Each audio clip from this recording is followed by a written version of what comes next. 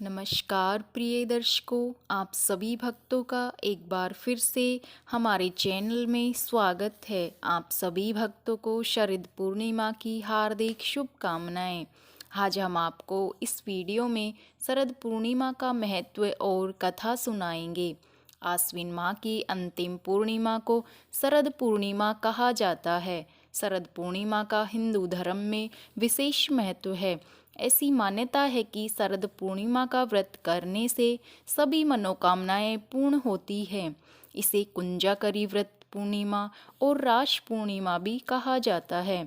चंद्रमा के प्रकाश को कुमुद कहा जाता है, इसलिए इसे कुमुदी व्रत की उपाधि भी दी गई है।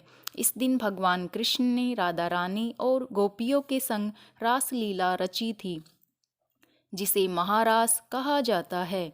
ऐसी मान्यता है कि यह वह दिन है जब चंद्रमा अपनी 16 कलाओं से युक्त होकर धरती पर अमृत की वर्षा करता है। इस दिन चंद्रमा, कुबेर, राधा कृष्ण, माता लक्ष्मी और विष्णु भगवान की पूजा का विधान है। साथ ही इस दिन खीर बनाकर रात को खुले आसमान के नीचे रखा जाता है, फिर अगले दिन प्रसाद के रूप में सेवन करते हैं। ऐसी मान्यता है कि इस खीर में अमृत होता है और कई रोग दूर करने की शक्ति होती है। इस दिन चंद्रमा के प्रकाश से औषधीय गुण और मौजूद रहते हैं, जिससे कई असाध्य रोगों को दूर करने की शक्ति होती है।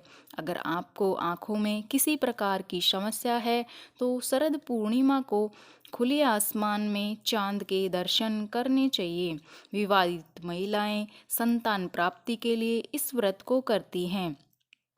आइए भक्तों, शरद पूर्णिमा की पौराणिक कथा शुरू करते हैं। पौराणिक कथा के अनुसार एक गांव में एक साहूकार रहता था। उसकी 2 बेटियां थीं। वे दोनों ही बड़ी धार्मिक प्रवृत्ति की थी। दोनों ही पूर्णिमा का व्रत करती थी, पर दोनों के व्रत करने में बड़ा अंतर था।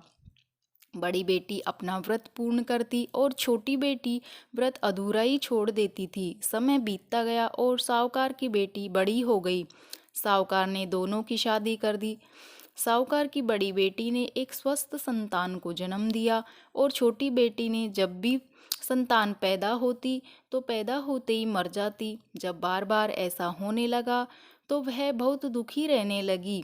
एक दिन साहूकार छोटी बेटी को लेकर एक पंडित के पास गया और उसे सारी बात बताई। तब पंडित बोला, जब तुमने पूर्णिमा का व्रत किया तो उसे अधूरा ही छोड़ दिया, जिसके परिणाम स्वरूप तुम्हें संतान पैदा होते ही मर जाती है। तुम पूर्णिमा का व्रत विधि विधान से पूर्ण करो। इसके बाद साहूकार की छोटी बेटी ने ऐसा ही किया। कुछ समय बाद उसके घर में एक लड़की का जन्म हुआ, परंतु कुछ दिनों के बाद वह मर गई। उसने उस बच्ची को एक पट्टी पर लेटाकर एक कपड़े से ढक दिया। तभी उसकी बड़ी बहन उससे मिलने आई तो छोटी बहन बोली, बैठो।